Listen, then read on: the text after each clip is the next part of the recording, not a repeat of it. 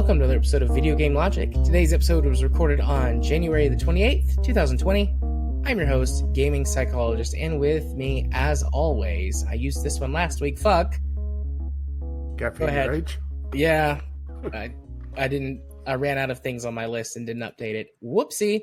On today's show, we will, of course, be discussing the January Game Club, as it is the last week of the month, where the water tastes like wine. Hey, we're actually doing it on the right week this time. I know. We will be revealing our next Game Club game. The PLEX For Good campaign nets a big bid. Video game gambling legislation is proposed to clarify Washington state's laws. Plague Inc. goes viral in China after coronavirus scare. And we will have a weekly discovery queue, as long as time allows. Timestamps will be in the show notes following their respective topics. Hello, Rage. Hello. What's new with you on air instead of off? Well, I think I have my audio issue finally sorted out. And it was dumb, as I suspected. Because let's be honest, either a computer virus, or sorry, I shouldn't say computer virus because it was a virus, but a computer problem. Whenever it's something annoying, it's either incredibly dumb or incredibly obscure, and it's like one tick box and like 5 layers of menus that something's gone wrong. Mine was dumb. So should I go into why it was dumb? Please do. Okay. My computer is getting on up there in age, and it's been needing to be replaced for quite a while. So, Windows updates upon Windows updates. Something somewhere, it didn't like the sound card on my motherboard.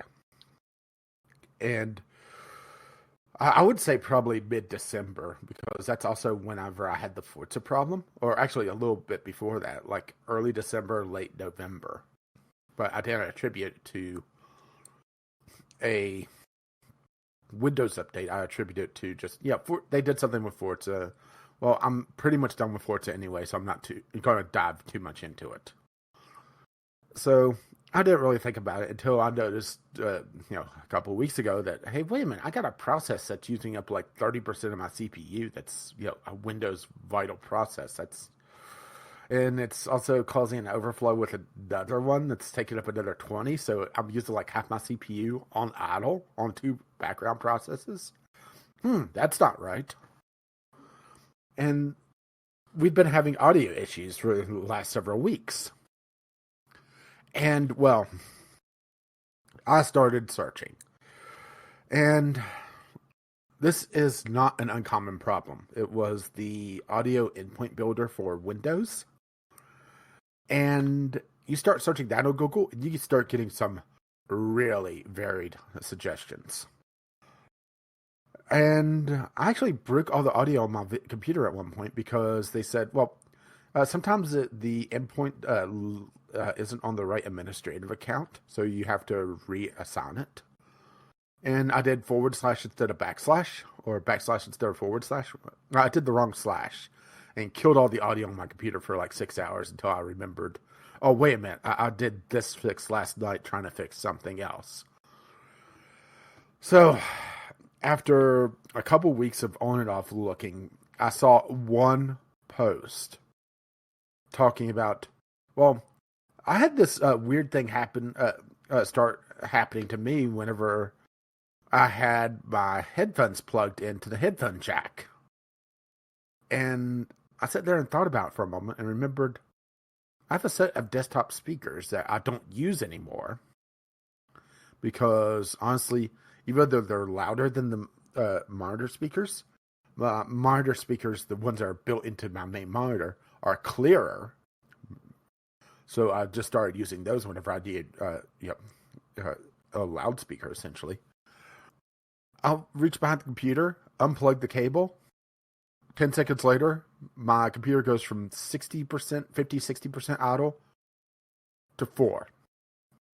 It was because I had speakers I haven't used probably about 6 months plugged into the back of my computer. Probably the dumbest thing, huh? That is pretty dumb. I don't even know how that could... Did you figure out why it did that? Like, was there anything that said No, why, how it made that happen? nothing. As far as I could tell, it's essentially just Windows doesn't like certain hardware configurations, especially on older motherboards. And hey, I hit the lottery. There you go. Not quite the worst lottery, but I mean, it's a pretty bad one. Well, at least my computer didn't blow up. That is true. That is true. I'm thinking that's what caused my most recent issue with my network connectivity stuff. Do you want to share yours? Yeah, I've had these weird issues where my computer would just randomly disconnect from the internet. And I've had problems with my home networking before. And so I spent hours one Saturday, like nearly the entire day, like checking and rechecking my entire network. Everything. I've got network ports or RJ45 wall connections in every single room in the house, and they run up to like a splitter in the attic. Like it's all like wired together. It's not like there's a network switch up there. And then that all runs to my living room where they plug into my main router, and my modem is in there and everything. And so I'm like starting to worry, like, shit, am I going to have to get in the attic and mess with this and figure all this out? And I'm too fat really to be up in my attic. I'm sorry. I'm having this picture of just a pair of legs dangling from the ceiling, stuck in the entryway. Yeah, no, I'm just too fat to be up there. I can. The ladder fell, and you're just stuck. Yeah, I can be up there, but I'm too fat for it. It's very uncomfortable. And then I was looking under my desk, and I do have a network switch sitting under my desk because in my office I have at least 3 devices plugged up to it at all times because I have, currently I've only got 4 computers in this room, and one of them is sitting over on my workbench, partly disassembled. But I have at least 3 that are plugged in at all times. Then I've got another one, a network cable ran up to my desk so that I can plug my laptop in and not have to worry about the shitty Wi-Fi through the brick wall and whatnot. And I noticed that the light, specifically where my primary desktop is plugged in, is flickering, not in the sense of like it's flashing to show that it's connected, but like it'll flash for a second and it'll go off. And it'll flash for a second and it'll go off. And I look up and it's synced up with when my computer's like, I'm connected to the internet. Oh, fuck you. I'm not connected anymore. I'm connected to the internet. Fuck you. I'm not anymore. And I went, is it really that simple? And I unplugged my computer from that port and plugged it into another port on the network switch. Problem solved. My best guess is that when my power supply exploded last year, whenever that was, that something caused like some electrical damage or a short or something. And it's just slowly been getting worse and worse over time. So I got a new network switch because I do actively use all of the ports on the switch. But for right now, like I ordered it on like eBay or something because I had some rewards credit or whatever. And but for now, I just unplugged something else and moved the cable over with my desktop. And I haven't had any issues since. It's like 2 minutes of basic troubleshooting. But I'm like, well, it can't be that problem. That can't be it, right? I always start with the simple stuff. I mean, to be fair, I completely forgot I had my speakers connected, let alone... Yeah, why would my speakers cause a 40 to 50% jump on activity on my CPU, right? Yeah. So, yeah, we both had weird computer shit. Yep. But on the plus side, I think it's also solved my audio issues as well. Because I haven't had any severe cut-ups lately. Yeah, you sound perfectly fine on my end. And you haven't mentioned that I'm cutting out all over the place, so I assume I'm working on your end. Yeah, unfortunately I could hear you. Well, it's really a lose-lose situation. Either you can hear me and you have to deal with me, or you can't hear me and we can't do our show. Yeah. Yeah, it's a real Kobayashi Maru. Yeah, so I guess we're just going to rewrite the simulation so we could win. Absolutely. That's what I would do. Yeah, but you have to be smug about it whenever they shoot the movie, right? Yes. Oh, he was very smug about it in the book, too, though. Have you ever read the book? No, but of course you have.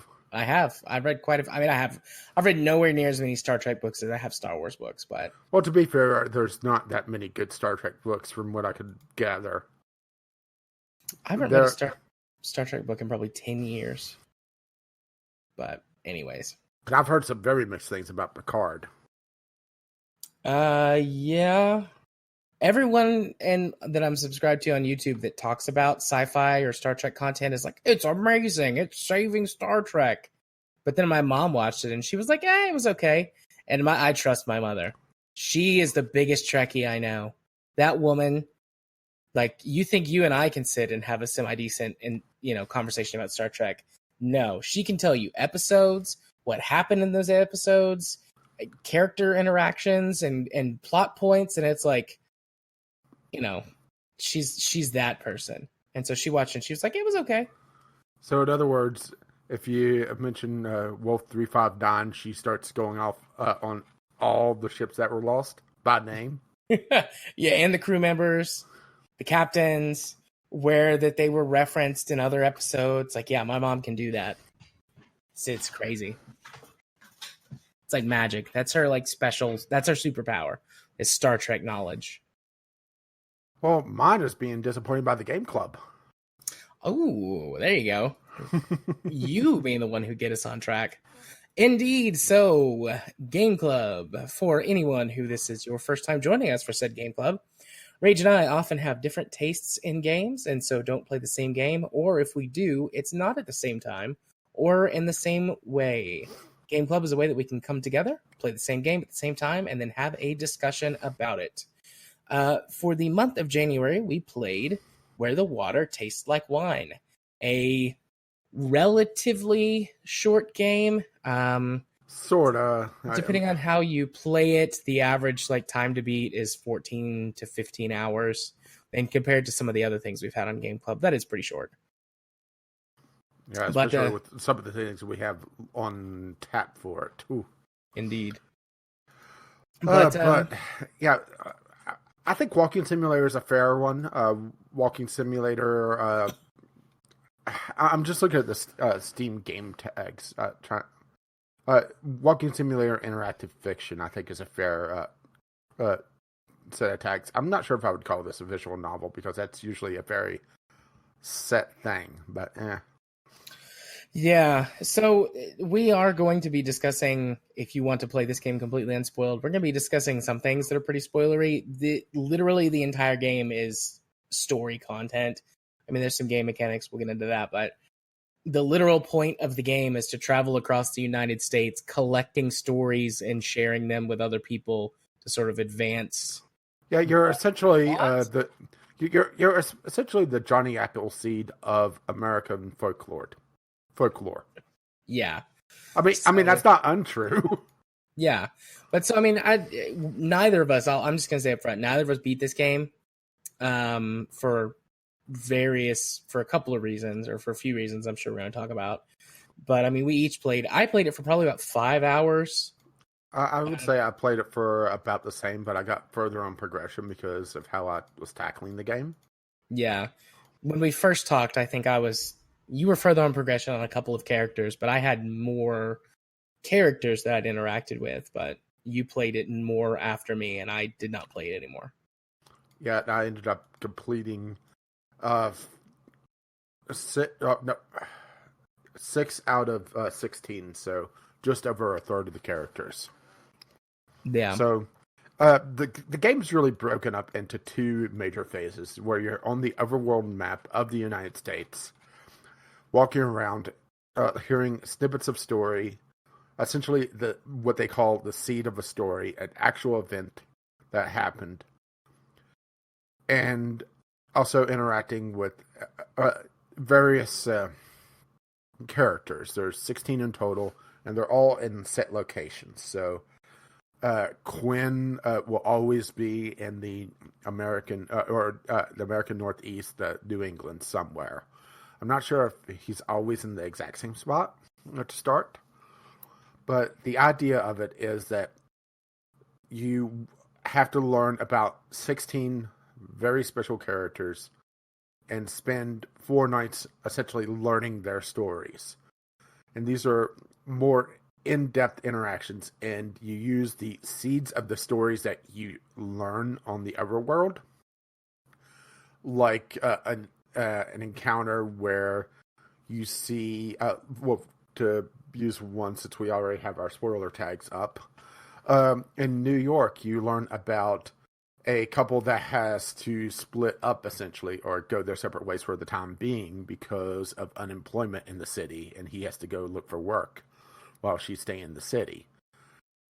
So if a character is looking for a sad story, one of the special characters, you tell them that seed, and then once they leave for the night and go on their merry way, for you to catch up with them again later, they'll retell the story, and through the game of telephone, just telling the story over and over again, it's elaborated on, it's embellished, and becomes more than that singular event. For example, a woman that was given a prank letter to just have go to this one particular place. Sorry, I just Jim was sending me a message, but it took me off track. Gotcha. A woman that was given a joke letter of a fake address that's and she's completely confused because she's a foreigner and doesn't really read English all that well. Yeah. Well, she asks you, where do you know where this is? And by telling this kind of funny story, it morphs into, it's this French spy that is over here looking for her secret agent counterpart through a coded message, or a pair of bootleggers that were watching their car being torn apart by cops, slowly morphs into, through retelling of, okay, well, they weren't just standing there, they were resisting arrest. No, they had this epic shootout, and by the way, it was this legendary bootlegger. Or more famous stories of Pecos Bill and Casey Jones, where they're mundane characters that slowly morph into legendary stories. It's that idea where the retelling over and over and over again embellishes the story, where, yes, there's that kernel of truth, but it's been lost into this folklore. Yeah. And the way that you can interact with quite a few of these events to have the story play out in one way or another. Yeah, but it doesn't really change all that much from what I can tell. The only thing it really changes is the category. The different stories fall into different categories based on the tarot. Was it 16 different cards of the tarot? Yeah.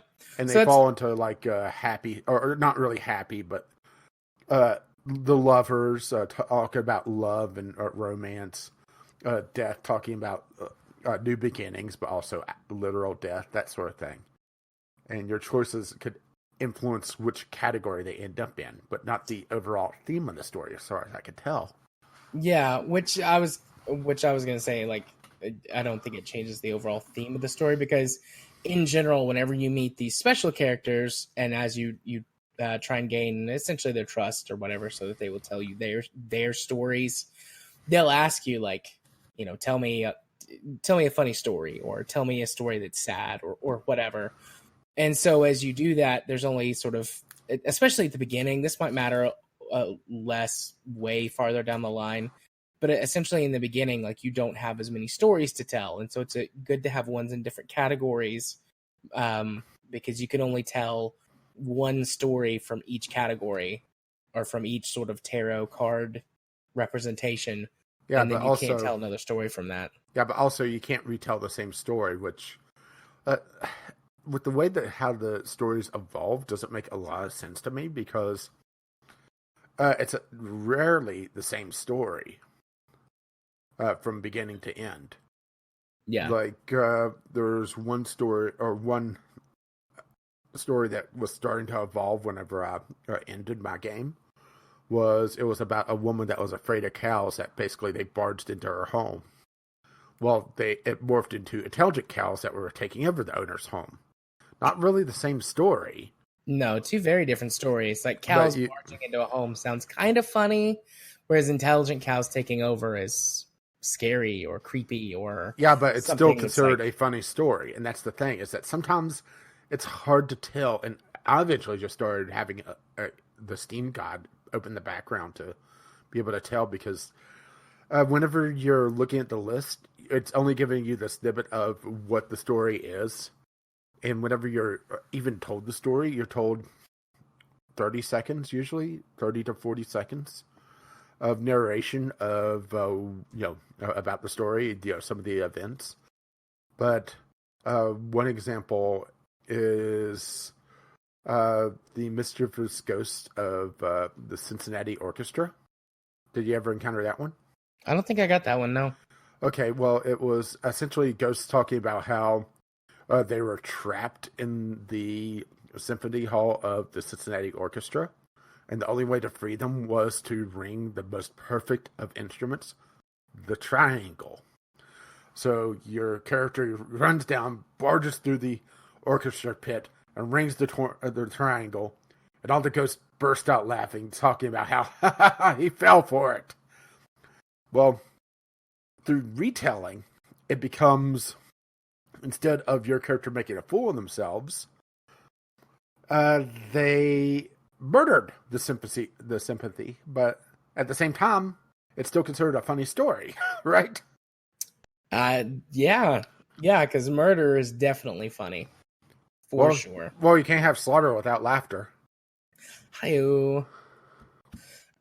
This game is set roughly post World War One, during the Depression. Yeah. But it does some interesting or weird things with that timeline, because there's certain encounters you have, and I think these are maybe supposed to, at least a couple of them, maybe should have fallen more into the supernatural realm.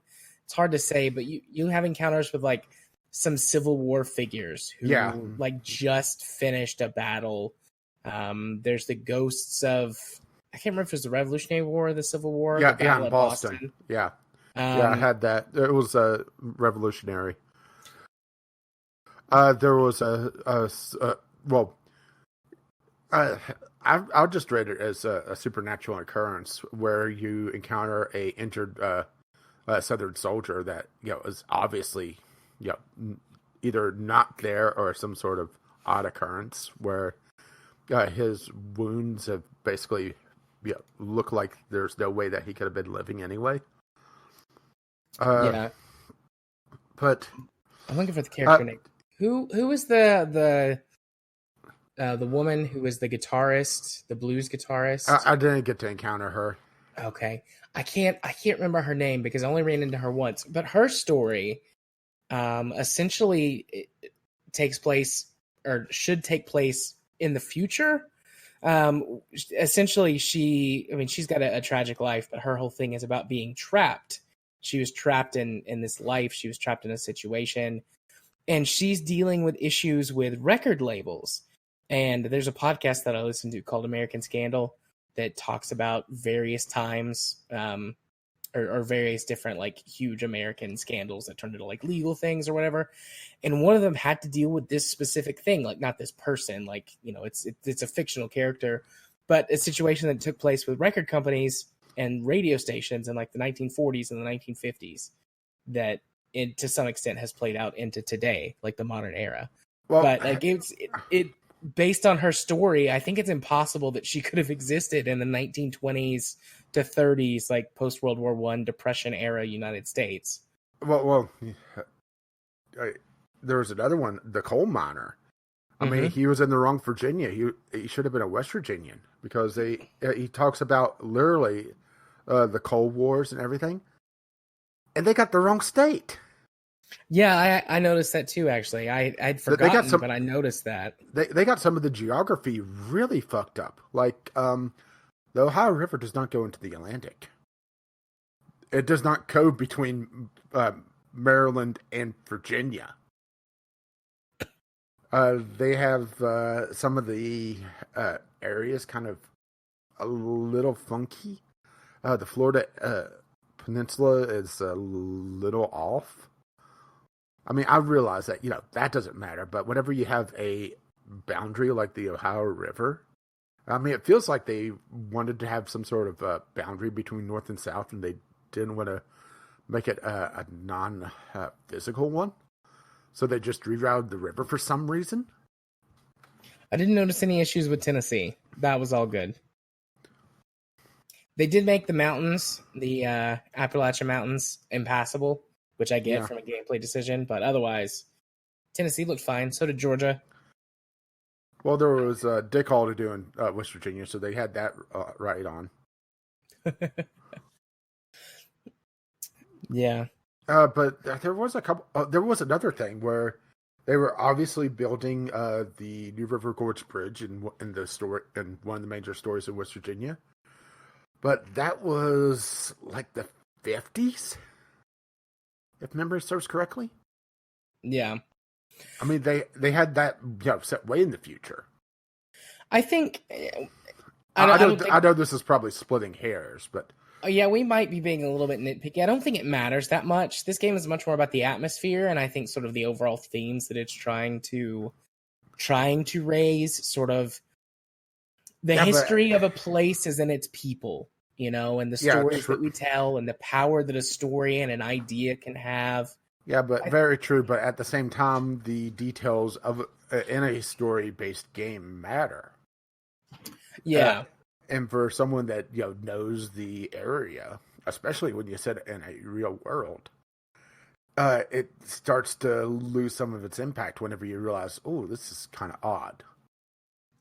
Yeah, and that portion of it didn't bother me all that much. If the game was a lot more, and I think we've kind of just been talking. I don't really know if we've really talked about any things that we really like or dislike. Just sort of talking about it. I'm about to dive into my biggest problem with this game. I think if the game was a lot more concentrated, either more linear, which in some ways defeats the purpose, I get that, but either more linear or just in general faster to go through, it would have been a lot better experience. Because it's novel and it's fun at first, and then it bogs down real fast. There's too much, this feels weird to say, there's too much gameplay in the middle of this experience. You walk way too slow, hitchhiking cars and hopping trains to get across the country faster basically just dumps you out at the next city. So usually. Usually. So anything that is between sort of the two major cities that you would get by walking around, you're just going to have to go back to anyways. So that feels pointless.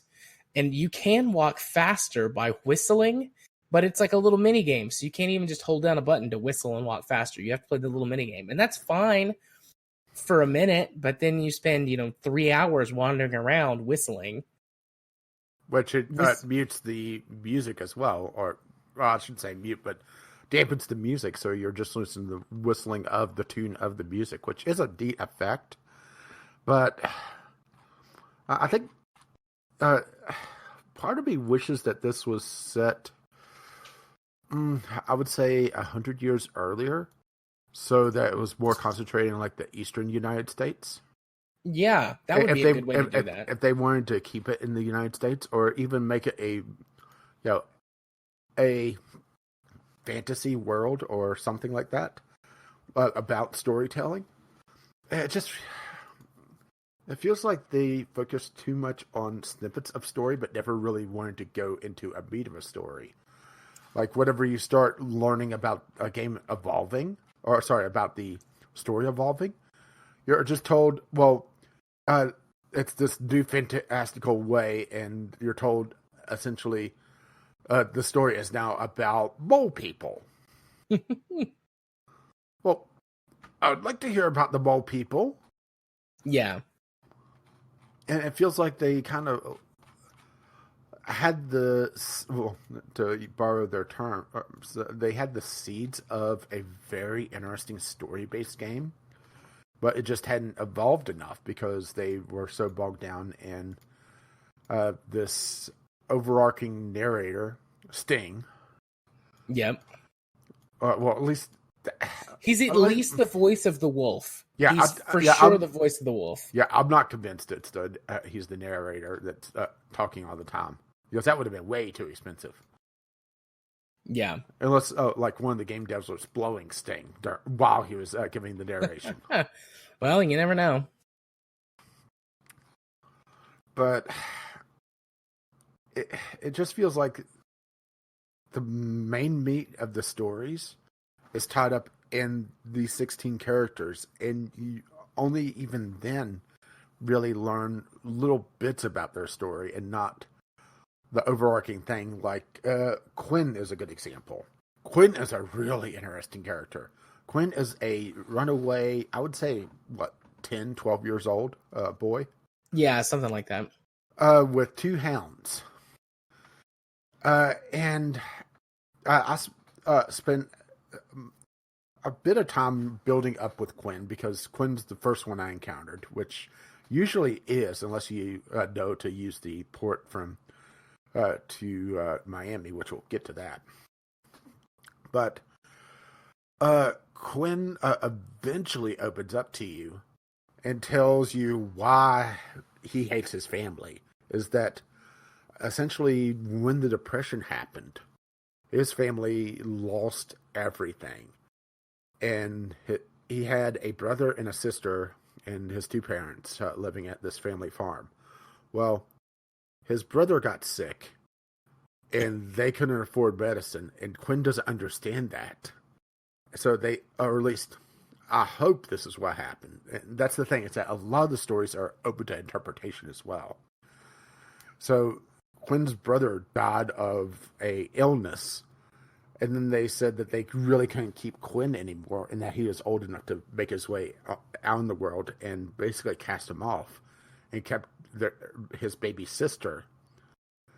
And Quinn is really bitter to adults about that, because he views them, in his words, as Judases, and is bitter about them killing his brother, but also a little bitter about his sister as well, because she'll have a normal life but not know the price that was paid for it. And I found it a very interesting and sad tale.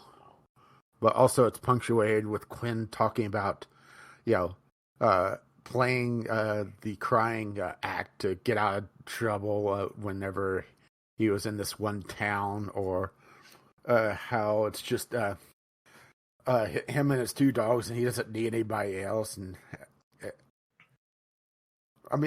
Quinn's a very interesting character, and I would have loved to spend more time with him, but you only get 4 nights of story progression, and that's it. Quinn's story's gone. He's off the map completely. Yeah, once they're done, you can't go back and talk to him. Yeah, had a lot of issues with this game. I mean, you're doing a good job covering like all the issues that I've had. I also had actual gameplay mechanic issues as well. Okay, but did you have gameplay mechanic issues? Well, I had a little bit of a stutter whenever it would load in stuff. So if I'm whistling, I was actually going the same speed, so I just eventually just let it go on auto walk. If I was loading into a new area, and I was loading it from the SSD, because I thought maybe it was the just the drive's getting old.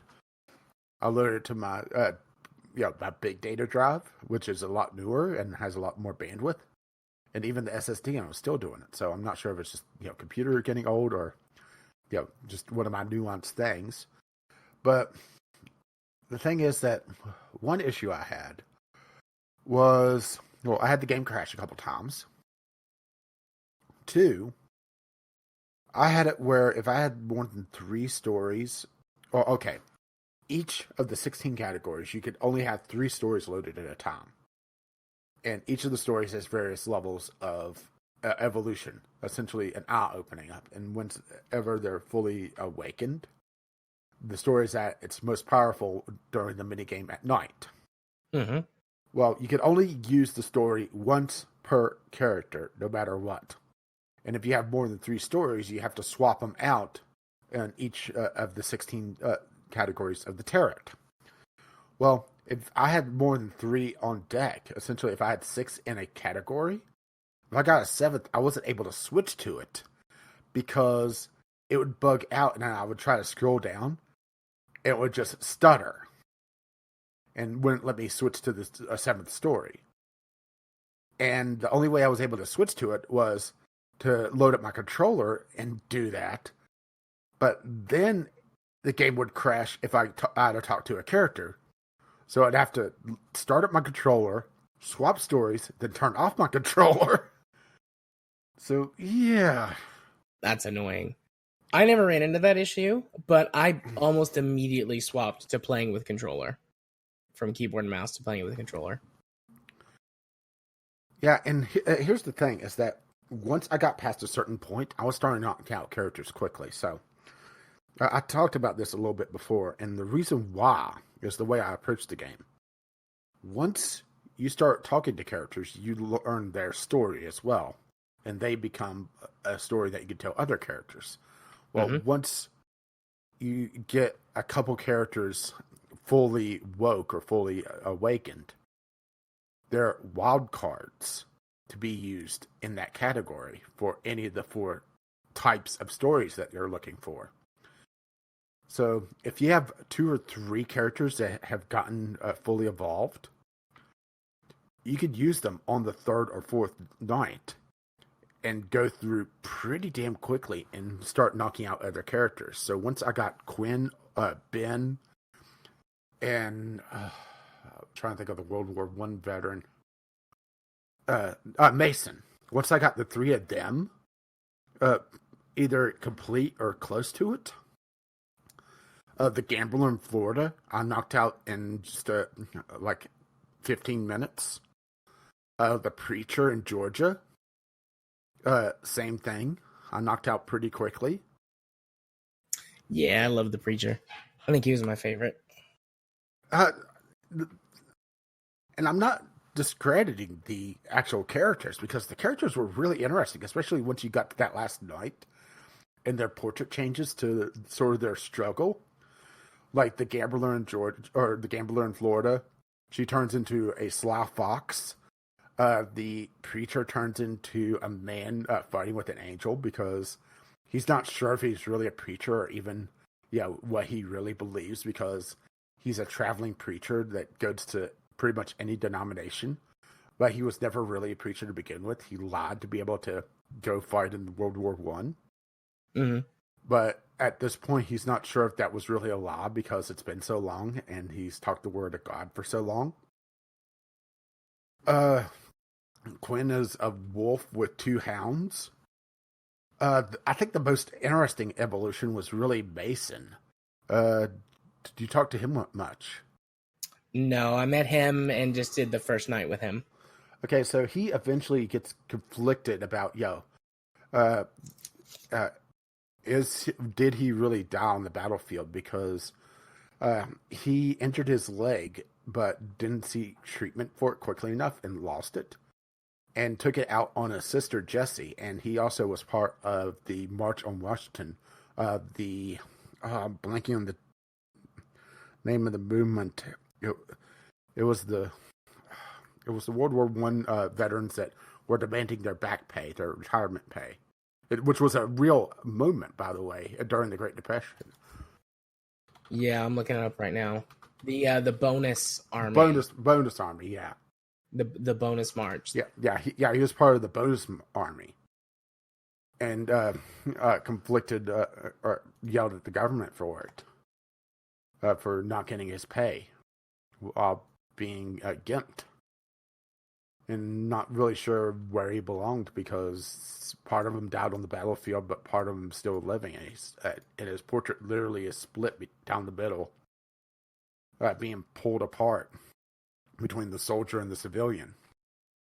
The porter, which I'm blanking on his, Franklin, talks about the many masks that he wears because, sure, he makes a lot more money than most black men does in that time, but he's never really himself. He's always hidden behind a mask, and he is losing himself to it as well, much like Mason, or much like the preacher, I should say, where I'm a porter, I'm a trained man, I'm a black man, but I'm never really me because I'm having to hide who I am to be able to survive in these times. And it makes me wish I had more time with all these characters. Yeah, we're just really scratching the surface on their stories, and now we suddenly can't talk to them anymore. Yeah, I mean, the game is definitely trying to explore all these different themes, these different facets of humanity and real struggles that we have, which I love and appreciate. But it's it's not very deep because they're trying to hit so many different ones. I think if the game narrowed its scope, instead of removing sort of the cross-country thing, narrowing it down to maybe 5 or 6 characters and having more time with each of them. Yeah, to borrow the Bethesda quote, "Why is an ocean deep as a puddle?" Right. They don't go that far in depth. You're told these tragic stories, but it's always little snippets. You're not really told, or never really get a chance to interact with the stories. You're never really learning what's behind them. Yeah. Like, it's tragic to hear about a woman whose baby died, so she dumps the body on a coal train. But it loses its impact whenever it's just a couple lines of text, and that's it. And you just maybe learn about the story evolving, but yeah. So I want to talk a minute about a couple of things, or a few things that we do, or that I really do like about this game. The sound, well, everything that has to do with the audio for this game. The music is and the fucking amazing. The narration solid all the way through. All the voice acting is amazing. At least all of it that I heard. I can't say all of it, but every bit that I heard was amazing. The music, including the whistling, is great. I bitched about that a minute ago, but that's only because I had to listen to the whistling for like 4 hours as I wandered around the country. The art style is really good. I love the art style and how that there are these the characters become these, what's the right way to say it?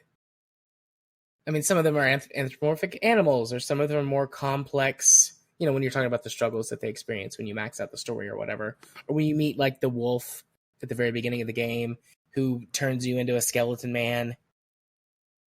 I think there's a huge element, and it's pretty blatant at parts in this game, about some sort of mystical, magical, spiritual stuff. Yeah, metaphysical. I think the true manifestation of people, when you learn their true story, is when you can see what they really are. And for you, you're a skeleton man. Like, you make basically you make a deal with the devil. And, well, maybe not basically, but that's sort of the gist, is like you make a deal with this creature that you don't know is some kind of evil wolf. But it turns out that it is a wolf. And the biggest reason I'm saying evil is because I am comparing this pretty heavily to American Gods, which is what this feels a lot like. And in American Gods, essentially that's what happens, makes a deal with the devil, and then goes on this journey across the country, completing various tasks, gathering stories, gathering power. That's pretty much where the similarities end, but it feels very inspired by American Gods. But anyways, I think that's why nobody really cares that you're a skeleton man, because they don't know your true story. So to them, you just look like a man, which I kind of like. But I do love the soundtrack. I do love how good the audio quality is, the voice acting. I loved all of that. I loved every moment sort of when I was living in this world, not just kind of trying to march around it to collect stories. When I was like, oh wow, this is neat and cool, and it was new before it started to get old. I loved the atmosphere that it created. Yeah, especially once I got to the point where I just wanted to see the characters, and I just started gamifying, build up a few stories to have in my arsenal to be able to knock out a character pretty quickly to learn their story. But then I'm starting to lose the point of it. Right. I like the concept of the game a lot more than the actual game itself. Mm-hmm. Agreed. I'm trying to think. That's probably about all I really have to say about it. In sort of a deeper conversation. Do you have anything you want to add before I kind of ask you a couple of questions? Not really. I mean, I never actually got very far to the west. I got to the Midwest, and that was about where I petered out. The Midwest and the South, because it's large swaths of land, and I could only imagine once you got to the Southwest when it's desert and more desert. There's not a lot to really see, which I think this game would have been a lot better if there was a more reliable source of fast travel.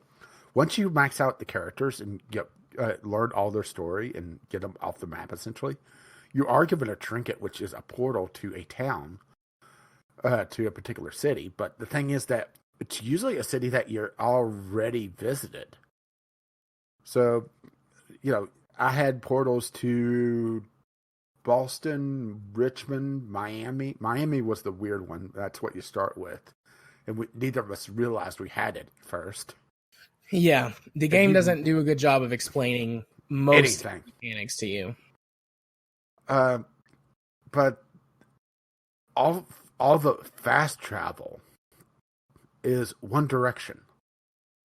So even if you're hitchhiking, which is supposed to be the faster method of getting over land, it's always one direction, either to or from a city.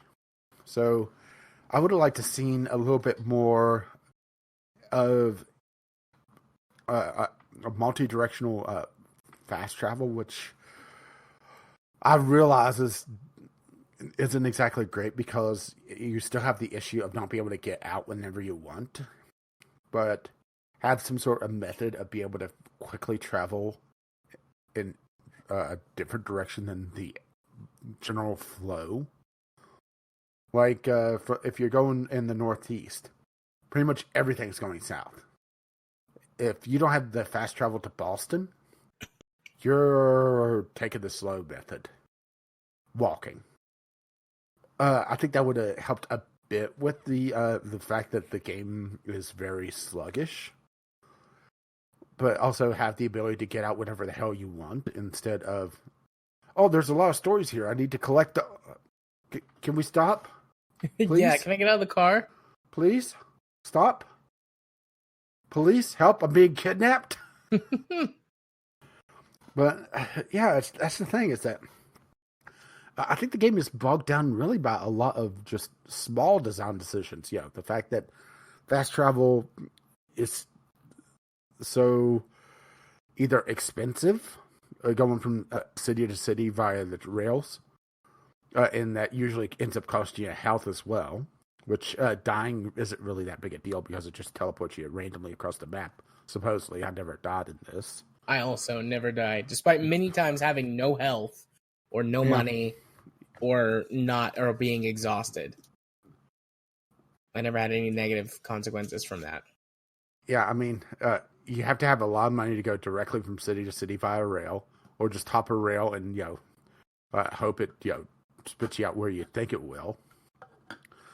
Or the cars, which for the Depression, there's a lot of cars, isn't there? Oh yeah, traveling great distances. Yeah.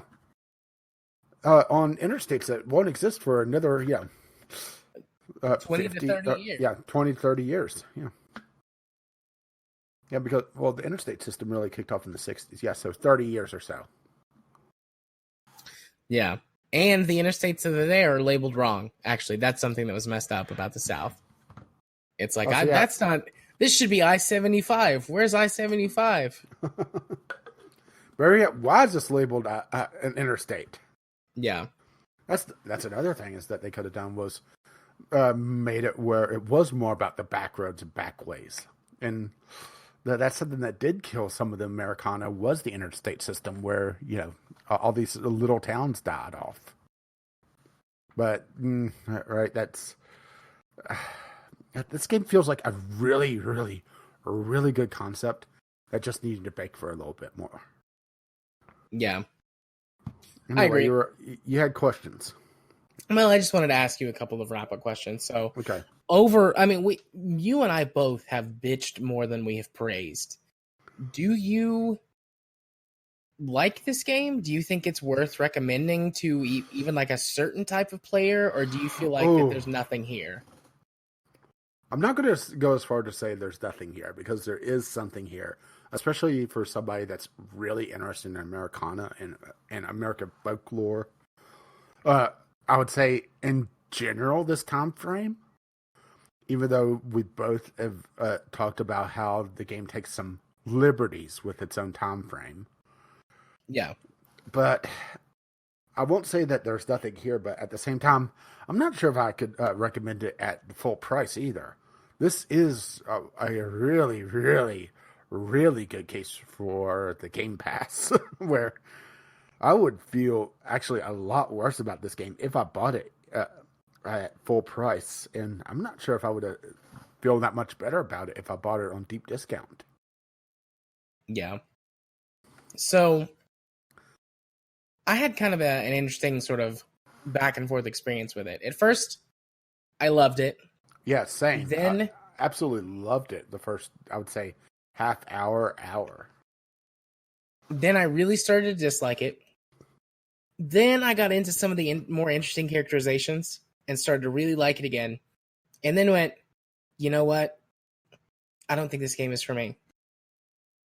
I think that there is definitely something here for the right type of player. Or something that if you play through a service like Game Pass, or if you buy it very cheaply through a sale on Steam, I don't know what the historic low price is, but I mean, to me, this is easy, like an easy $5 game. I think it's like $20 full price, but it's an easy $5 for me to get through this experience, to enjoy to have the experience. Historic low. I'm looking for it. Why are you giving me this in? Wait, what currency is this? Continue. I'm trying to figure out why this is giving me this in this currency. Okay. But anyways, to the right type of player, it's easily worth $5, maybe even 10. I don't know if I could recommend it at full price, but at the end of the day, that's sort of a decision that the buyer has to make. This game definitely has something to offer, though. Definitely. And perhaps were I in the right mood or had maybe played it at a different time, like either literally or sort of at a better time in my life. I don't quite know the right way to say it, but just like played it at a more opportune time where I could absorb it and engage with it and get past the parts where it's boring more easily. There is a lot to offer here. It's very meaty, but boy, does it take a long time to get through and engage with it in that way. I think this is a game that you either will thoroughly enjoy or thoroughly dislike. I don't really think there's much room for middle ground here, just because of how sort of extreme its narrative is and can be, and the type of game mechanics that it has. Like, you're either all about it or you're not about it at all. And I think normally I would have been all about it, but like I said, the gameplay mechanics really bogged me down because it got in the way of the experience. And then also sort of, this is the type of game that I don't know, like, it might have been better served for me personally if I played it not for Gameclub. Then I wouldn't have been sort of trying to get through it. I would have engaged with things in a different way. Like, I might come back to it and play it again later this year, maybe in the summer or in the fall, during one of the times where usually I've got like a week to myself while Katie and the kid go visit her family or whatever. I might try and play it again then, but I also might not. If it goes away from Game Pass, I'm probably not going to buy it. Yeah, it looks like it's had some really, really severe discounts. But its typical discount is something in the ballpark of 75% off on Steam, which brings it down in the $5 range. Mm-hmm. But it's gone as low as $1 something. So there is that. But its average lowest price is somewhere in the $8 range. Yeah, it looks like its lowest is usually in the $5 to $8 range. So yeah, on historic lows on Is There Any Deal? But with like some anomalies, like GOG's is listing it at 21 cents, which is either an error or they had some sort of like bundle with this game included, which is a possibility. Yeah. But it's kind of interesting that they're talking about similar games like this, like Neocab and actually Bastion's another good example of this one. Wherever they talk about other games like this, where it's very heavily focused on the narration and on an overarching story. And I do think this is something for a certain person. I will agree with you that I don't think it's for me. And that there's just too much of gaming mechanics surrounding a good central idea that it just kind of gets lost in the execution. I'm not calling it a bad game, actually, far from it. It's just they got lost on their journey to the finish. Or I really think this game came out too early. Yeah. This feels like a game that needed another 6 months of development to sort out some just minor quibbles. I mean, if you were able to hitchhike and then get off at any point, that would just make traveling so much better, wouldn't it? Oh, yeah, it would. Because then you could get around a lot faster. And it's like as soon as you saw something interesting, hop out, go over to it, come back, hitchhike again. Of course, they would have to limit the interstate system to just the major thoroughfares and have it where there's a lot more off the beaten path. But that's really America, isn't it? Yeah. It also for sure. It also feels like they built the game world and the narration in two different time frames. Because, like we talked about, the interstate system is there, and at least it's in its infancy. But it's set during the Depression. Do you think this game would have made a little bit more sense of bumping the time frame up to the 40s or 50s and have it be where all the backwood stuff is still very depressed, very dilapidated? So you still have the supernatural elements? I think so. But also kind of in the same vein, I think this is something where they're asking us to sort of suspend our disbelief for the narrative purpose of the story. I think it would have made it a tighter, sort of more cohesive narrative if it had been post-World War II. But I feel like, and obviously I was not around this time, but I feel like around that era, a lot of sort of the magic, I don't know if that's the right word, but sort of this mystification of things started to go away as we got closer and closer to the modern era. And a huge portion of this story is couched in that mysticism and the unexplainable of that realm. And post World War II, a lot of that was gone. It was the atomic era, and science was, on the rise, or however you want to say it. And that stuff still existed for sure. It still exists today in various forms. But everything at that point in time in history had a mystical tinge to it. Yeah, that is true. Maybe it's just the fact that the interstates are there that makes it feel off. Yeah. I mean, they didn't even have to do all that much. All they had to do was make the interstate squiggly. Yeah, they could have been state highways, which did exist in limited forms at that period, as opposed to the actual interstate system. But ludonarrative dissonance comes in there. Yeah. And Gameplay, storytelling segregation. Yeah. And that But could definitely get to some people more than others, for sure. And it's not like anyone who feels that way is wrong about it. It's like, it's there.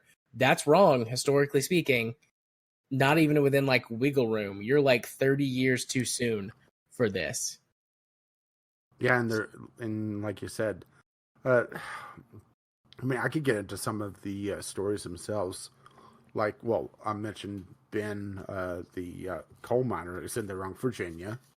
They had the story of Pecos Bill happen in like right on the border of Pennsylvania and Ohio, when that should have been further out in like Kansas or something. Yeah. It feels like they kind of shifted everything at the last moment and never had time to adjust everything. And that's probably why it feels so half-baked at times. Between that and some of the quality of life issues that would have made things so much better if they had a little bit more of gameplay feedback, Yeah. I mean, it doesn't ruin the game, but it just, it bugs me. It's some of those very small quibbles that kind of stick with me, that they get up in my craw and just fester there. It's a lot of little things, and the game is already asking you to buy into so much. Well, it's also asking you to pay attention to the details. That's the thing, is that the game is about the details, about these seeds of stories that grow. So it's asking you to focus on these details whenever it bumbles on its own details. It's ignoring its own rules, basically. Yeah, pretty much, yeah. So is that it, or do you have more? No, that's all that I have. Actually, we went on with that one for a lot longer than I expected. We did indeed. Not so long that we can't cover some news, but we have something else to talk about first. Yeah. So moving on to next month's Game Club, we are going to be playing Stacking, a relatively short, Hopefully, puzzle game. I think the average time for how long to beat is like 4 or 5 hours. And we have February is a shorter month, but we still have 4 weeks to play this game in. And we're kind of doing this to pad out the time for our March Game Club so we can get additional time with March's Game Club game. Yeah, we should probably just go ahead and say what that one is, just to throw that one out there if anybody wishes to play along. Yep, we are going to be playing Outer Worlds as our March Game Club. We had a brief discussion about this 2 months ago, 3 months ago, something like that. Yeah, about essentially the opening area, and we also talked a bit about it during the VGL Awards, because it was my best game I played last year. So much so that I wanted to hold off on it to be able to talk about it more in depth. Yep. And that is a pretty big game. So we're going to have the month of March for that, which is I believe a month with 5 weeks in it, or 5 weeks where we record. And then also we're playing a really short game in February to give more time and space to play Outer Worlds. So if you want to participate in either of those game clubs, get on that. Get crack-a-lackin'. I will say that Stacking, I have played it before a number of years ago, but it ran really well on my laptop, which means that it basically will run on a potato. So I'll take that challenge. Because remember, I've had some weird shit go on with my computer. That's true. Just this week, so. That is very true. So, looks like, let's see, I'm pulling up. Looks like a couple of people well, one person in the community. I have several people on my friends list who has this, but of people in the community, it looks like Jim is the only person other than you and I who has it and has played it previously. Stacking? Yeah. Well, remember, this was also a Twitch Prime game, so... Yeah, true. So, there are other places you can play it. Yeah, we're going to get out after some people for some Game Club stuff, aren't we? Yeah. Gonna twist some arms. Yeah, we're also going to have a choosing before too long because we are running out of games we've picked, so... Are we? Getting close to it. Let's see. We only have 2 more on the list, and we have a gap between the 2. Oh, that's right. We do have our gap. That gap. I'm not a big fan of the gap, honestly. Both the store and the gap. The ladies. Well, I couldn't fit my fat ass into anything in there anyway. I couldn't fit my ass into that gap. Nice. Well, I don't know. Maybe I could sew together 2 pairs of pants from there, and just have too much work. Let's just go to the Fat Man store instead. Absolutely, big dog, where it's at. Honestly, probably a lot cheaper as well, even after the fat tax. Yeah, fat tax. So, how about we talk about Scott Manley? Let us do that. Hello. In our first news Hello, topic you're hearing this in his voice. Yes, I am. The PLEX For Good campaign nets a big bid. So, EVE Online, that's a game that we have talked about before, like maybe once or twice. It's come up here. Yeah, we have like an annual event that we talk about it at some point. Yeah.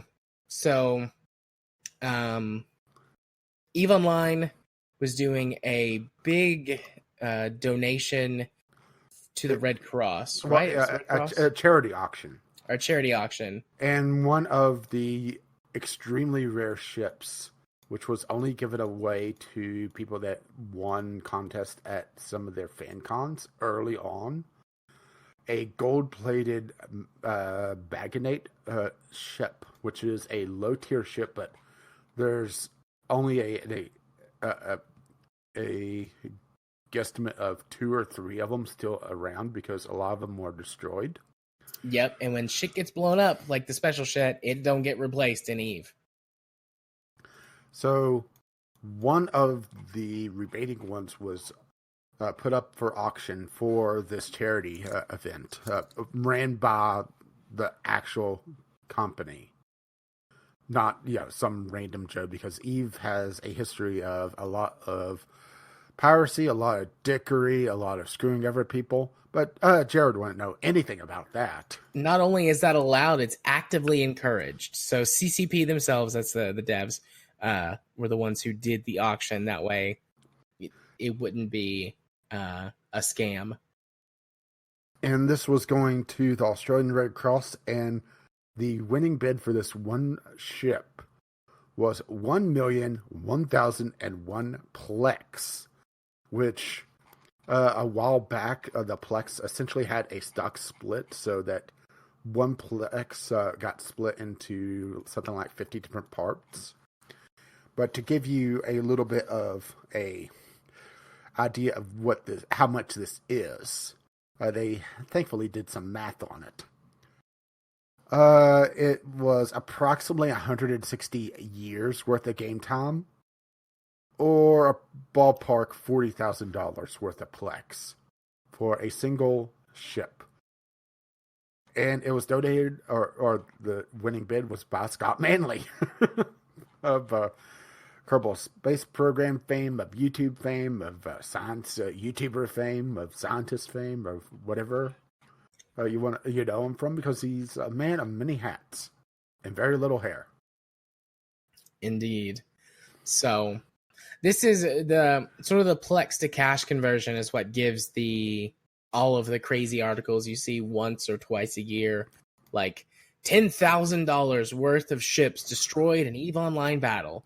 Because it's like there is a currency conversion for the in-game currency, or like the standard currency ISK to Plex, which has a real world value. And people buy Plex and use it to trade and for special items, or to just get a really quick cash inflection in the game. Or injection, not inflection, injection. So you can roughly translate any in-game value to a real-world monetary value for these types of comparisons. So I think this is a new record, though, for money comparisons. Like, there has been like 3,000 and 10,000. I think one of the huge battles was like an approximate $30,000 worth of Yeah, but this was also damage. a single person, single ship, and according to some of the articles, this is one of the biggest, or if not the biggest, just single buys of a spaceship, a virtual spaceship. Because hell, even Star Citizen doesn't require this much for a single ship. Wasn't it like 25,000 or was it 2,500? That was, you got everything. Something like that. But there was also one where you had to spend so many thousands to even be able to see the high end shit. Yeah. Remember? Yeah, I remember that. We had that discussion a while back. So this has to be up there, if not the top, for single ship or in single donation.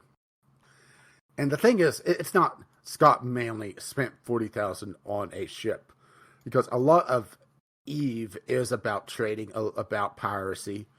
So this may just be him haggling, and this may be his earnings through EVE, that he bought a gold-plated ship with it.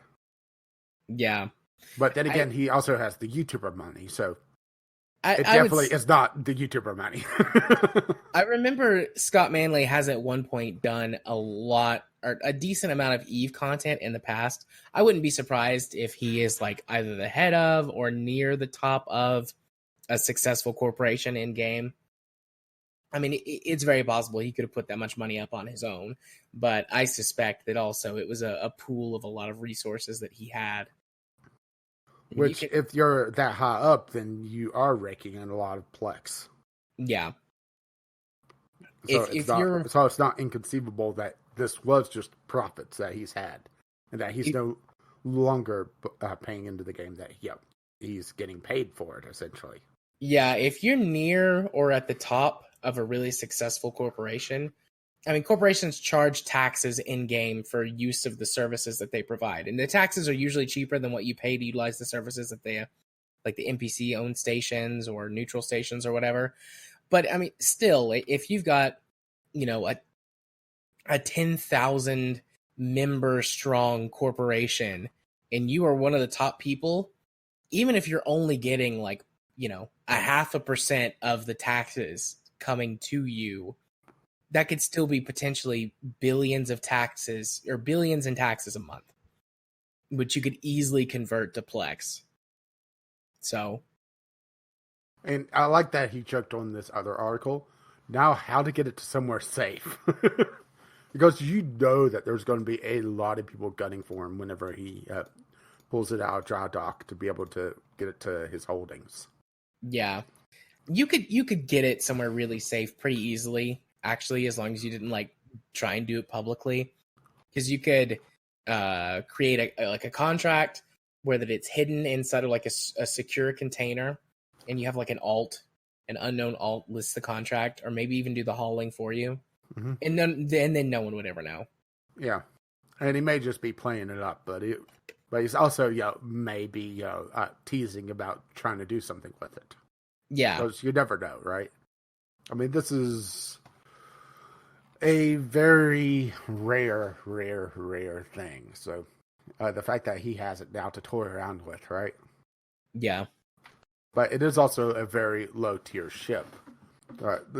The Tech Raptor article actually goes into you can have all the necessary skills to fly in approximately 25 minutes. Which sounds like a lot until you realize, some of the high-end ships, it's months, if not years. Yeah, on my main character, some of the things that I can fly genuinely took 9 or 10 months to train the skills to be able to do it. Like, it's crazy the amount that you have to invest in the game in order to be able to do some of the stuff. And like, I have played off and on, but in my main character, I've got probably a year and a half to 2 years of game time, like of available training time, and I don't have all the skills trained in the game. I'm missing a ton of stuff. It genuinely takes years to completely max out everything, and they add new skills occasionally, so it's a lot. Just looking, I went to go look at, because the Magnate was from the Amar faction. I did not play the Amar very much. I tended to play the Galente, who focus on drone combat and carriers. And I like that sort of standoffish gameplay. This is one of the exploration geared vessels. Yeah. So it's not like a completely useless ship, because its primary purpose is not combat. So you could use it for exploration, for hunting down. But if you're flying a golden ship, right? Oh yeah, I mean, you would get spotted immediately, and people would come and try to kill you. And this is a squishy ship, so you would get fucked pretty quickly if someone tracked you down. Even if you're in the high security sectors of the game, where the cops will show up and kill anybody who ganks you, they could blow you up before the cops got there. So you do not want to. It's basically a very shiny thing to send dry dock. Yeah. You take screenshots of it. Ooh, look at my cool ship. So yeah, just a little piece of good news. Nice to have little happy newses every once in a while. Drag out Eve for a minute and then put it back away. Far away from you. Yep. So the next news topic we have for this week, the video game gambling legislation proposed to clarify Washington state laws. Yeah. So right. Yeah, when you read that headline, you go, "Oh, Washington state is putting in gambling legislation specifically related to video games," and then you read it, and the whole thing comes down to this one sentence, which I'm going to read. For the purposes of this section, illegal gambling games does not include online games of chance when played solely for entertainment purposes with virtual items, if such virtual items may be used only for gameplay and may not be, per the terms of service of the game, transferred, exchanged, or redeemed for money or property. Which is... fuck. Which the way that I read that basically says, okay, this is gambling, but it's not illegal gambling, because these things, being primarily loot boxes or other sort of chance mechanics like that in video games, because you can't cash them out, it doesn't really count. No. All right, here's how I read it. This is gambling. We know this is gambling, but the lobbyists paid us a lot of money, and we have Microsoft, and we have a lot of big tech companies in our state. So please do not leave it. That's how I read it. Yeah. But then again, I may be a pessimist in that. No, I think we both live in America. We're pretty realistic on this. We both live in the South. We've seen people vote against their own interests far too often. All the time. The only sort of silver lining that I can think about this is that perhaps, just maybe, the civilized world will look at this and be like, okay, I mean, that's a step, so we're going to do this, except we're going to do it properly to protect people and tell these companies that they can't fuck us over. And also the thing is that federal law would supersede state law in this, so maybe, just maybe, we could see it where there's a nudge of the attention from this. Can make this a federal thing, or just California or Texas, somewhere that's big enough to have enough of a swing. Basically, the big dogs in the electoral college. California, Texas, New York. Yeah, throws in the opposite direction where they see this as a bad thing, writes it the other way, and starts a domino effect. But the fact that they specifically write it in like this is just scummy. Mm-hmm. It does not make me happy. Yeah.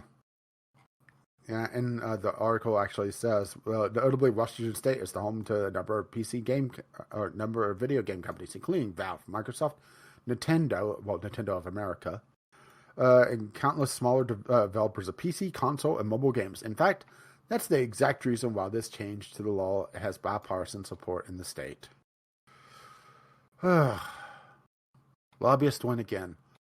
I mean, there was also a thing going on today, this past week. I actually didn't put it on the docket. Now that I think about it, I probably should have. Where the video game industry is going against the right to repair because piracy, for whatever reason, right? I'm trying to. They're against the right to repair because piracy. Basically, they're saying that if they put out the documents and give the parts to fulfill the right to repair legislation that was being proposed, they say that it would put out too much information and have a danger of their intellectual property being stolen by pirates. I got you. Which is bullshit, but I was like, that doesn't make sense. And then you then as soon as you start talking, I was like, oh, I get it. Yeah, essentially they're saying that having the schematics and being able to have a few parts of a PlayStation would make it where a pirate could reverse engineer a PlayStation and pirate games. Because that doesn't happen already, right? Yeah, no, that's never happened before with any console. Ever. Or video game. Yeah, never. I'm definitely not playing Pokemon on my Kindle. Definitely not. No. Why would you even think about doing such a thing? Nope. Not allowed. So, boo. Fuck the U.S. government. Burn it down. Burn it all down. Well, I would say you just ended up on a list, but let's be honest. I'm already on a list. You're already on several lists. What are you talking about? I'm on all the lists. Fuck it. Burn it all to the ground. Tear it all down. Yeah, pretty much. I mean, let the past die. Kill it if you have to. It's for my Star Wars bros out there. Okay. I'm still like 2 or 3 movies behind. And honestly, after seeing the uproar about Rise of Skywalker, not exactly in a hurry anymore. Rise of Skywalker sucks dick. Fight me. It's the worst Star Wars movie. Fight me. Bring it on.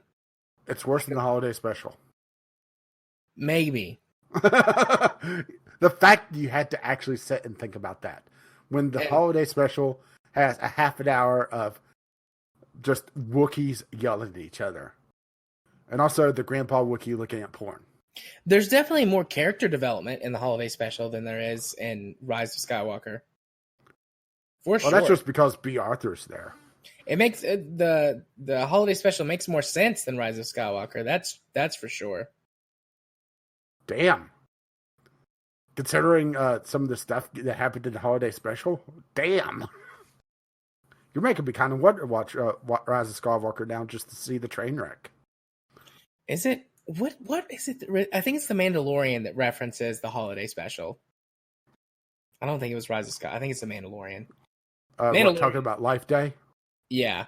Mandalorian is the best also Star Wars to ever be committed to film. Also known on the internet as the Baby Yoda show. Yeah. My girlfriend is obsessed with Baby Yoda. Baby Yoda is incredibly adorable. Love that guy.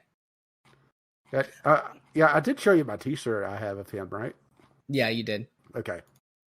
But yeah, Mandalorian is the best Star Wars to ever be committed to film. It's not, obviously it's not a movie, it's a TV show. So it's not the best movie, but it's the best Star Wars. Rise of Skywalker is the worst. Fight me. come at me, bro. I'm ready. I'm prepared for this shit. The Last Jedi is number 2. Sometimes number 1, depending on what mood I'm in. So Empire Strikes Back is obviously the one that it goes back and forth with. See, I never even watched The Last Jedi. Fucking love The Last Jedi. It's amazing. It does have some bullshit in it, but overall, amazing. Honestly, I didn't really even care that much for The Force Awakens. It was okay. I just, meh. Yeah. Force Awakens is pretty good. It was more of, boy, I've seen this movie before. Yeah. Force Awakens, pretty good. I saw this movie before, and it was better before. Liked it, kind of average as far as Star Wars movies go. Anyways, I can't keep going down this rabbit hole. I'm on the verge of giving you my list of Star Wars movies in order of what I think their quality is, like ranking them all in order. Well, we'll do that for Outro Babble. I can't go down this rabbit hole. Well, we'll do it for Outro Babble. Then we'll do it live. Okay. So our final news article of the week: Plague Inc. goes viral in China after coronavirus scare. Yeah, I had to use Tech Raptor's thing because that was too clever. Yeah. I mean, well done. Perfect. So, Plague Inc., a game about epidemics and virus scares. Pretty much anytime there's a big virus scare, Plague Inc. Kind of pings up. But because it's also gone really big in China, and China's become a very strong hotbed of PC gaming in the last few years, when the coronavirus hit, it went absolutely insane on Steam. It was something like 17,000 players. It was in the top 25 of most games played on Steam, which doesn't sound like a lot, but whenever you think about it, this is a several-year-old, fairly niche, I'm not even sure how I would describe it, simulator, where it's only gone, well, viral, and it's topping out some major, fairly recent releases just because people are trying to figure out just how these viruses spread, or how they can protect themselves. And turns out it's going to Madagascar. Yeah, or Greenland. Those are the two places where you're probably going to be safe. But jokes aside, the developers of Plague Inc. said in a press release that their game is not a scientific model and did not use it for actual information, even though their game has been studied for its scientific accuracy. So, right? Yeah. They've also done that with WoW. The Blood Plague. Yep. Which I thought that was fascinating. Yeah, that was before my time in WoW. But looking back on it, it's kind of crazy. But WoW also has gotten a lot more sanitized these days, so you don't really see a lot about WoW these days. Yeah. I kind of want to play Plague Inc. I've got it. I've played it quite a bit. See, I don't have it. Gotten a bunch of Chivos. Unlocked a bunch of stuff. I've never played Rebel Inc. Does that take... Is it free, or does it cost money? Rebel Inc. Has a free demo essentially on mobile. How much is it to just buy the game? It's free to play, but it's by premium, and I think it's only a few bucks. Gotcha. Well, I'm just gonna click to install that. Yeah, I played it before. Remember? Yeah, I remember you played it, although I don't remember when. It was okay, but also it suffered from not really explaining what the hell was going on. So it was, but maybe they've gotten better since then. Yeah. Well, I just clicked to install it, so I'll give that a try this week at some point. By the way, I already have a ranked list of the Star Wars movies. I made one. Going back to that, it exists already. I don't have to make it. I have it. So I've given this some thought. Moving on from that though, get away from that. That's the last news article we have on the list, which means that we can head on over and do a discovery queue. Although, well, first of all, if you wish to contribute to the show, we don't really have anything on the community side of things this week, but if you wish to do so, you can do so over at VGL. Oh, wait, that's right. Jim did send something to me. He said that Farming Simulator is free on the Epic Game Store. If for some reason you want to do that, June 30th to February 6th. So we did have something. If you wish to do a deal with the devil, there you go, right? There you go.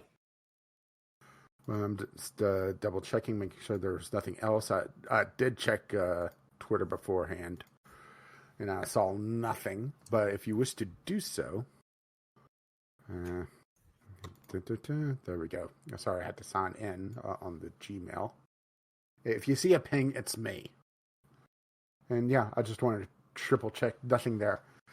But yeah, if you wish to contribute, VGLpodcast@gmail.com. Or on the Twitter, VGL Podcast, over there as well. Or you just contact us, each one of us directly. Indeed. So, go for the theme song. Mm-hmm. And I was prepared. I have one. Oh, you got Tim Tim. I did. I got Tim Tim. Tim Tim is Pokemon, except on PC, without using an emulator. It's literally someone cloned Pokemon. It's basically a Pokemon MMO. Yeah. It's got a cooperative through most of the game. It's online. You can see players wandering around. I don't know if there's any PvP to it. I haven't heard anything. Well, sorry, you can do PvP as in you can battle other players, but I don't think it's overworld random PvP all the time. I mean, there might be a server that's that, but yeah, you don't have to worry about beating another trainer's eyes. Yeah. So, but it's Pokemon. It's just Pokemon. I can't believe it's taken somebody this long to make a Pokemon type game on PC. Oh, well, I'm sure there's been others, but a modern one of these. So, yep, Tim Tim. Well, I got something kind of interesting. Warhammer Underworlds Online, a strategic card game where you are it's a strategic card game battler with some tabletop elements, it looks like, as well.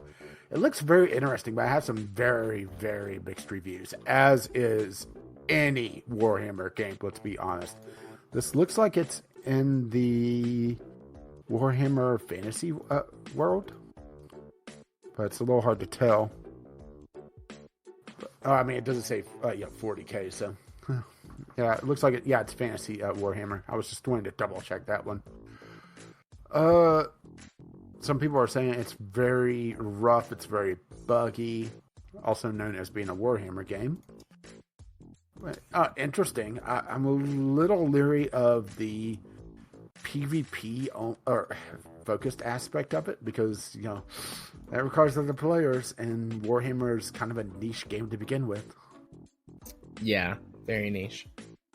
But yeah. All right, I got another one. Deer Simulator. This looks like Goat Simulator, except with deer instead of goats. That is all. Actually, there's other animals. It looks like the town's animal themed.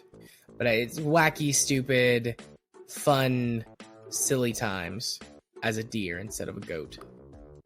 Well, deer are pretty stupid, so they could do some weird things with it already and not break, suspension of disbelief. It looks like they are going for a low poly feel for it as well, which is interesting. Yeah. How does that develop? The developer seems familiar, but I can't. It feels like I should know them for some reason, or the publisher. But looking at this, I don't recognize much of their stuff, so maybe it's just a similar name. Possibly, I didn't recognize them. Okay. They did Will. The publisher did Will a Wonderful World, where it's essentially a graphic novel where you're, or not really a graphic novel. It's a novel based game where you're filling in and changing stories to make more sense and to change the outcome of them.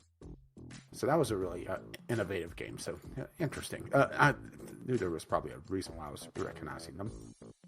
Gotcha. I really like that one. I've been meaning to go back and play that sometime. So I got one. All right. Spellcaster University. Develop a prestigious university of mages, build rooms, train your students, fight orcs, slay bureaucrats, manage your budget. A director's life is not a quiet one. So essentially a management game where you're building Hogwarts. Let's be honest here.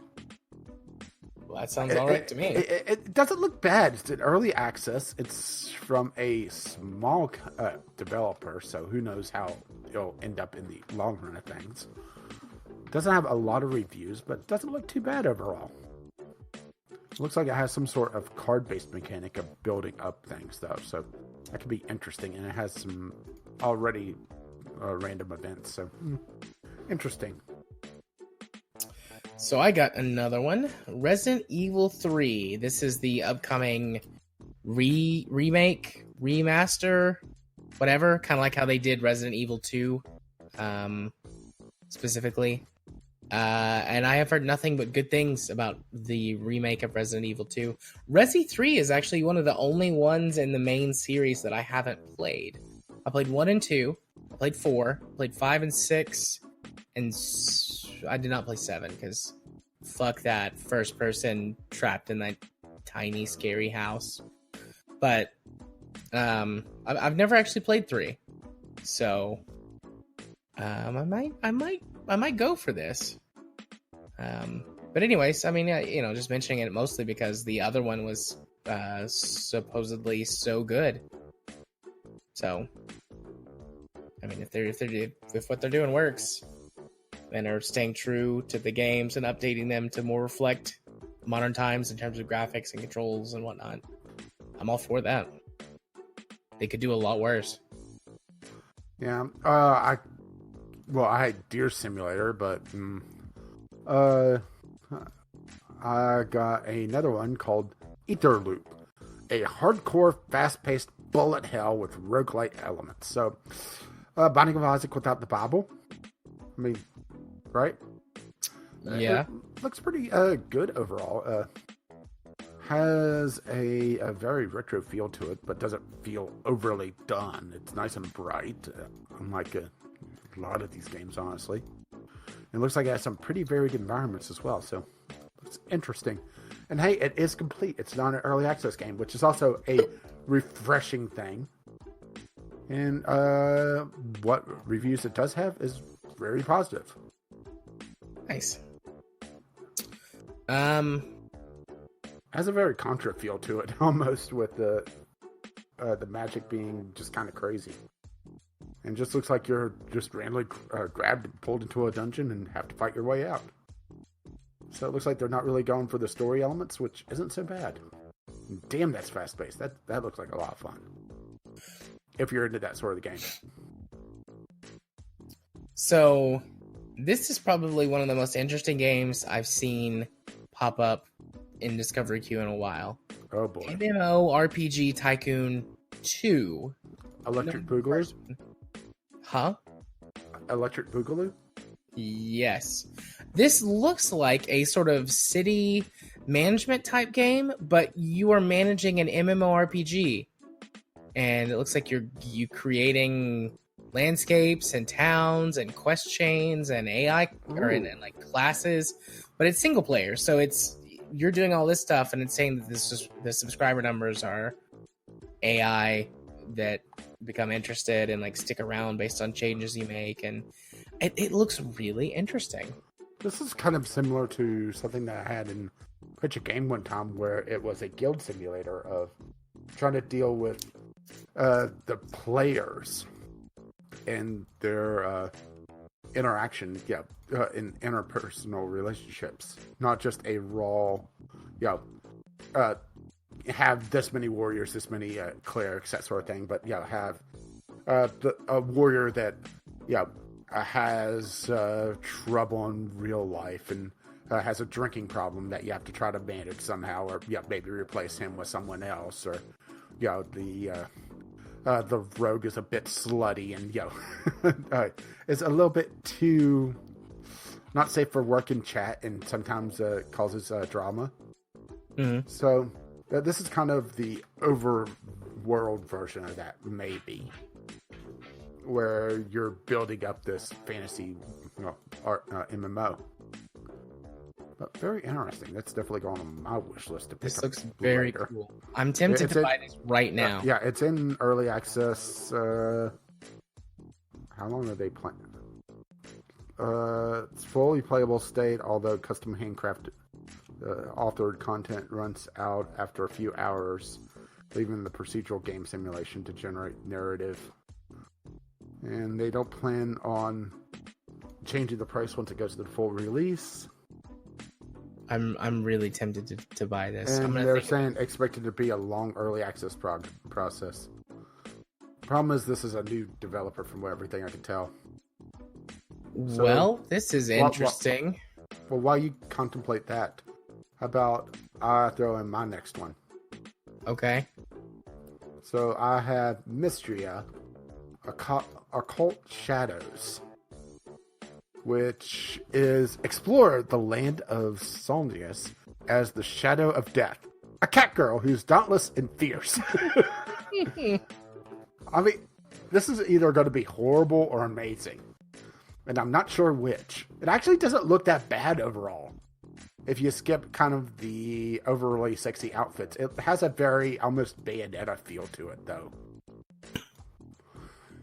It is in early access, a fairly hardcore 3D action game that is very hard to develop for only a handful of people. So they are on early access, but they also have $21 worth of DLC with a free Black Silk Sleepwear DLC. So there you go, right? Oh yeah.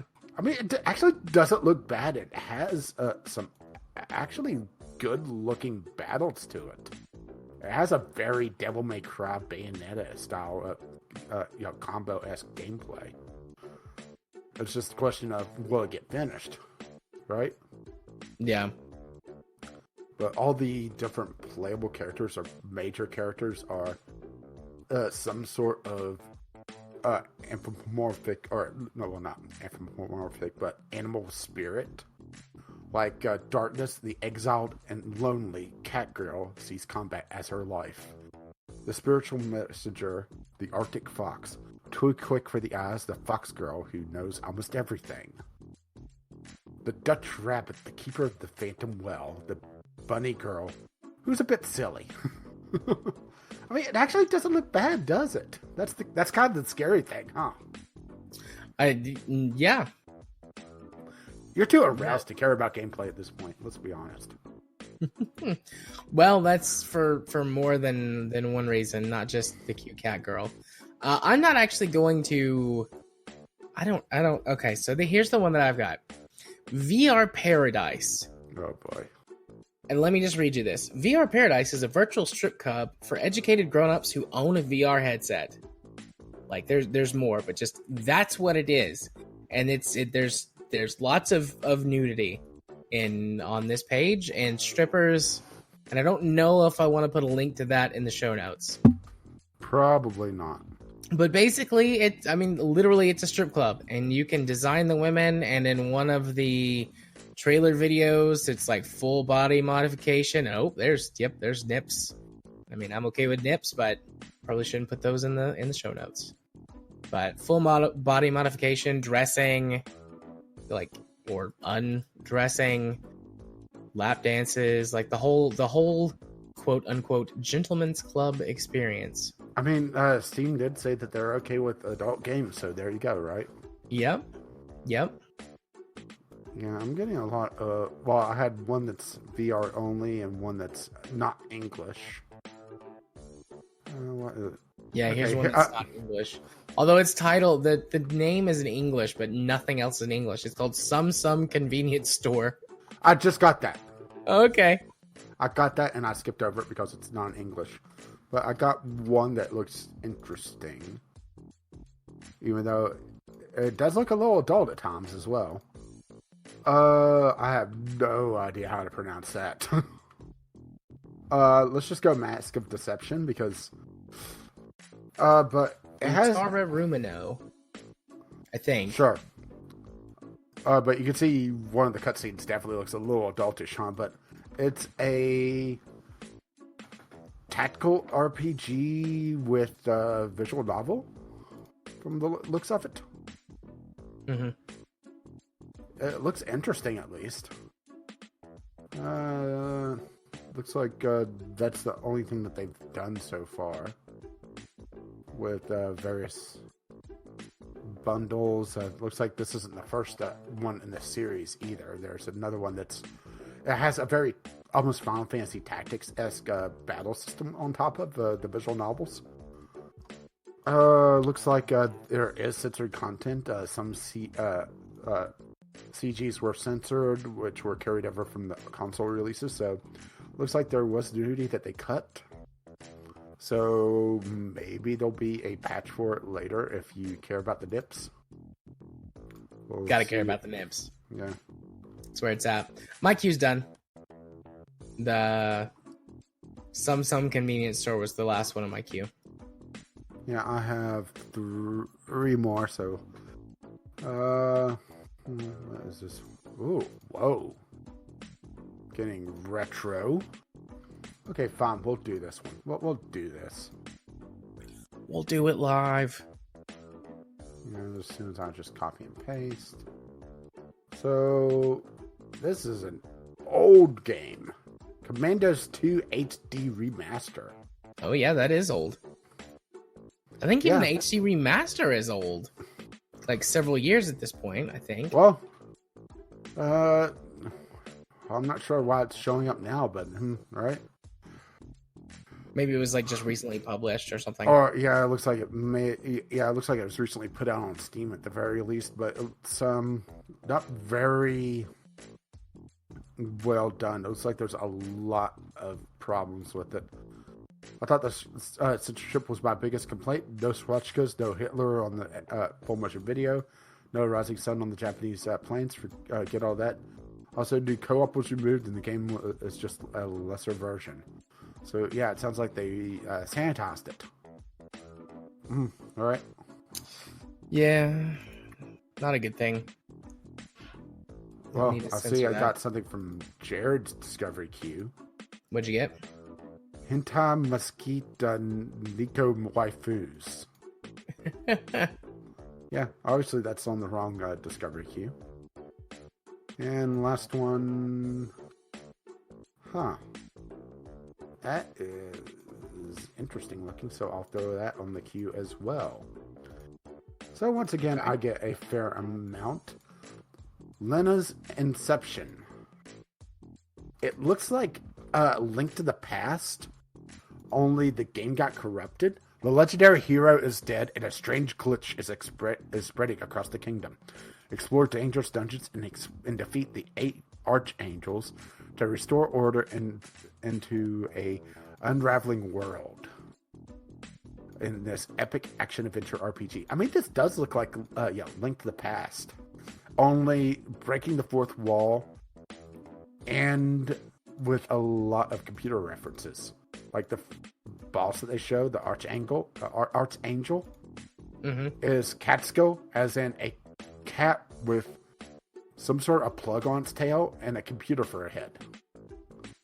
Oh, interesting. I mean, this is like Link to the Past, but sort of a self-referential to RPGs as well. And it looks like there's 2 different art styles with an 8-bit and 16-bit version as well. That's really interesting looking. If assuming, of course, it's plays out all that well. This does look interesting, but definitely not like the type of game that I would enjoy. Well, it's also pretty cheap as well. I mean, it's getting down in that area of impulse buys. Yeah. And this is also, I played Link's Awakening, and this is kind of, making me feel, vibes from that as well. And it has local co-op as well, which is kind of neat. It could be interesting to see what they go with it. I like the fact that, go into the actual text of the thing. The kingdom of random symbols, it's glitching. The evil chairman of the Bankers Guild has captured the princess, opening the way for destruction at the hands of the archangels. With the hero eliminated and the world horribly unraveling, reluctant tutor Lena must step up to save the kingdom. But it won't be easy. All she has to do is guide her voice to the deceased elder, and he seems to know more than he's letting on. So this is like a whole commentary of Link's Awakening, Link's to the Past. Yeah. This could be really interesting for art style. Yeah, this could be really interesting for retro RPG fans. Indeed. Will you choose Henna, the free-range chicken with a vendetta, or has Gorgon, the sentient pumpkin? For to discover. Obviously, the chicken. The free-range chicken with a vendetta. Chickens are always OP in these games. Cluck, cluck. But yeah, that was the last one on my queue, and that's really an interesting one. Which is part of the reason why we do this anyway, right? Indeed. Well, with that being both of our queues, hey Rage, why don't you hit them with the socials? Well, I've been Caffeine Rage. You can find me over on the YouTubes. Maybe someday, Gaming with Caffeine Rage. You can find me on Twitter, Gaming with Seahar, or if you wish to be my friend on Steam, I'm Caffeine Rage over there as well. And you've been Gaming Psychologist. You can find me over on the YouTubes by searching for Gaming Psychologist, on Twitter at JMA4707, or you can be my friend on Steam by sending a friend request to JArthur4707. And if you'll just let them know exactly what episode of the podcast you're coming from, the password for this week is Promenade. Promenade. I tried to come up with a better one because we've already used Soul Churn, which would have been perfect for this episode. Indeed. So, once again, if you wish to contribute to this absolute madness, you can do so, VGLpodcast at gmail.com with your letters, voicemails, gaming-related topics, or just tweet them to us over at VGL Podcast on the Twitter. Our lovely, lovely patrons have paid for this absolute madness. You can find out more at patreon.com/VGLpodcast. And if you wish to have the RSS feed instead of using the podcatcher of your choice, or to have access to the show notes or links to all our stuff, you can find us at vglpodcast.podbean.com. But you can find us on iTunes, Google Play, and your podcatcher of choice as well. Our intro and outro music is On the Ground, and our Discovery Key music is Doobly Doo, both by Kevin McLeod. You can find his work over at incompetech.com. And as always, as his lovely music starts to roll across my voice, well, bye now. See you next time. Bye-bye.